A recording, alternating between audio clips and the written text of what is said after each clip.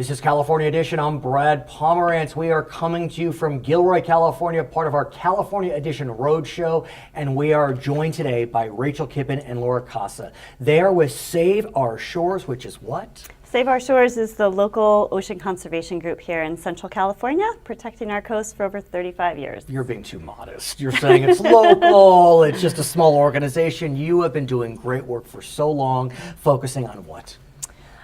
Primarily in the Central Coast region, Santa Cruz Right. and Monterey counties, focusing on beach cleanup, citizen engagement, advocacy. Let's talk about beach cleanup because it is amazing the junk that you can find on our beaches. I don't know how it happens, why it happens, but we know that the scourge of items that are made of plastic have such a deleterious impact on marine life. Give us a sense, Laura, of how severe it can be. Yeah, I think I can give a good example, which really inspired us as staff at Save Our Shores and our community, is we knew that certain items are probably worse than others for marine life. Plastic bags really came to the forefront for us when we found a picture of a baby otter trapped in a plastic bag right in the Elkhorn Slough, which is in Monterey County. And you know, these items that animals don't know are damaging to them. Can I just tell you, you know how you have certain memories from childhood that stay with you forever?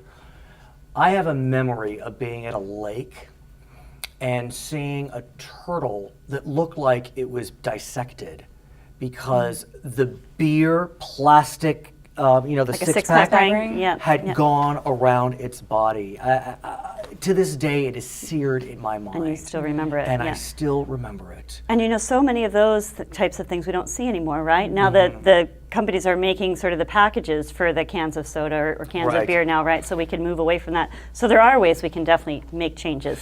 There's some exciting news on the plastics front. We'll talk about that as we progress, but I want to talk about some of the items that you find on the beaches and the impact of these items. You know, a lot of kids, a lot of adults will go to the beach, they'll have maybe a beer, they'll smoke a cigarette, they throw their butts on the sand, and that's okay because they're biodegradable. Or not so much. Not so much? Not so much. Not so much. Tell us, Rachel. They're actually made out of plastic, and also any carcinogens that weren't in the smoker's body are in that little poisonous packet. And it's fascinating to think that people would throw that on the beach while they're looking out at that beautiful ocean view, you know, appreciating it. And I have to think if it gets in the ocean, it looks appetizing. I'm sure it kind of shrinks a little bit. Sure, and can just look being like, a small piece of anything could be thought of as food. And so what happens when that butt gets into the digestive system of whatever may consume it? Right, the toxins could kill the fish, or worse, it couldn't kill the fish, and we end up catching it and eating it for dinner. So this is not just a health impact for the marine animals, but also a human health impact as well. I want to talk about styrofoam, which when I was a kid seemed green. I don't know, it just seemed more green than what they were giving us before, but we've learned it really is not green. Styrofoam doesn't work so much. And we often see, you know, we'll go to the beach, we want to get some fast food, and we come with a styrofoam container from a local restaurant, and most of us will throw it out, some don't. Talk to us about those styrofoam food containers. I would say that that's probably the worst item that we find. Really? We don't find it as much anymore because we banned it in Santa Cruz County and Monterey County because we found exactly that. These containers are convenient, but they're not so convenient when they get left behind on the beach or they break into a million different pieces and are hard to clean up. Or even more than a cigarette butt, those containers break into really small pieces, almost looking like fish eggs, which then can be ingested by any type of marine animal. But you just said you banned food containers? That couldn't have been easy.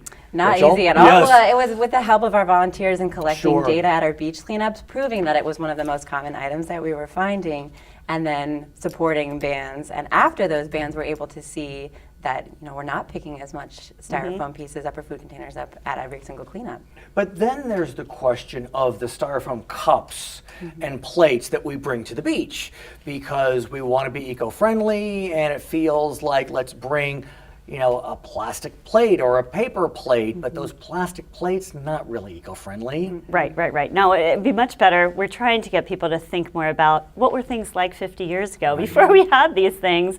And really, you could bring reusable items to the beach. The amount of trash that we pick up on, say, July 5th, which is the worst day for a beach cleanup, it's just, that's what you're finding. Plates, cups, styrofoam coolers that you can get at the Safeway or a Costco and bring them down to the beach. These are things that, you know, you use them once and then whether they end up as trash or not on the beach, they're going to be around on this planet forever. But you were able to work with partners to have those single-use foam products banned in Santa Cruz County, is that right? Yes. The entire county, or a couple cities? Every city except for one. Okay. And how has that impacted your cleanups? Are you less busy?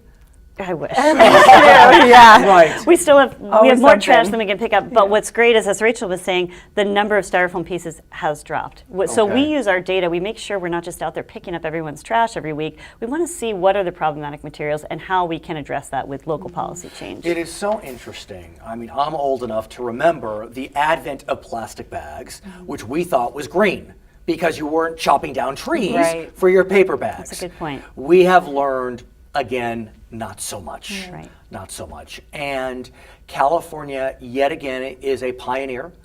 And many would say miraculously, California has passed, the governor has signed a plastic bag ban. I happen to live in Los Angeles City where we've had one instituted recently. It was hard. I did. It was hard, but I'm managing. We're managing. Yeah. Talk to us about the plastic bag ban statewide. Statewide. I think it is amazing. We should be really proud of that. I mean, this is something that no other state has done in the country, so that is a big deal for us. I have to ask you, did you think it would happen? Honest? Rachel? Honest?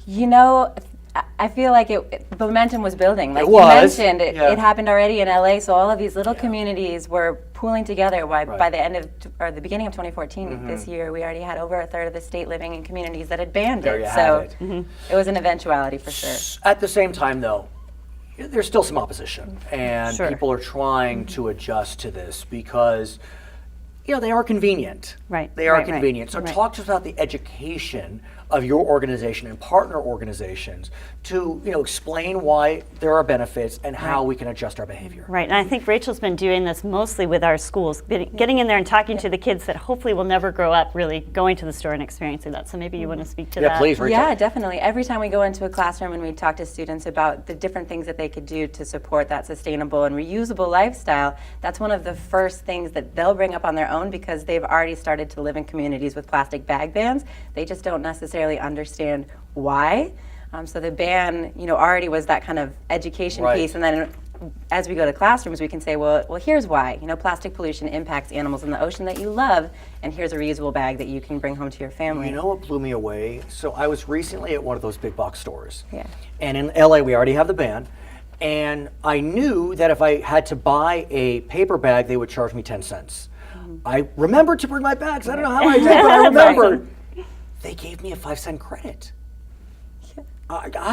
Yeah. I mean, that was remarkable to me. Have you heard of that before, where you're getting credits for bringing your own bags? We had some of that happen before these local bag Right. bans went into effect, and that was to encourage people to already start doing that on their own. I have not heard of this sort of, the store could either get the 10 cents Right. and keep it in their pocket or give you 5 cents Right. out of theirs. So I think that's a really generous act that Right. maybe is just really being an extra push to get people to change this behavior, which, as you admit, is not easy. It's a lot not. of us leave our bags That's at the- the, at right. the house Right. in the trunk, end up trying to carry as much out as you can in your hand. So it may just be an added incentive Do to make you that have happen. do you have a sense in terms of adoption, how people are doing in terms of bringing those bags with them versus buying the paper bags? We do, only please. because we're a small organization. The way we do things is we stand outside a store and we literally put hash marks down and we count shoppers. I think that's this fantastic. is grassroots. This is No. what we do. A six So person what organization. what's your study tell so us? we went to a variety of stores. We didn't want to just go to the sort of green granola Sure, store, right, right? right. We go to all of them. We test this out before the ban goes into effect.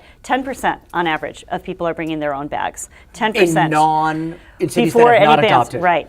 30 days after the ban goes into effect, up to 89% of shoppers are either bringing their own bag or just stuffing it in their pockets, Stunning. in their purse, walking Getting out in the creative. cart. Yeah, it was fascinating. It was higher than we even expected. They are Laura Costa. They are Rachel Kippen. They are with Save Our Shores. You can learn more about the organization by going to saveourshores.org. My name is Brad Pomerance, coming to you from Gilroy, California. It's California Edition.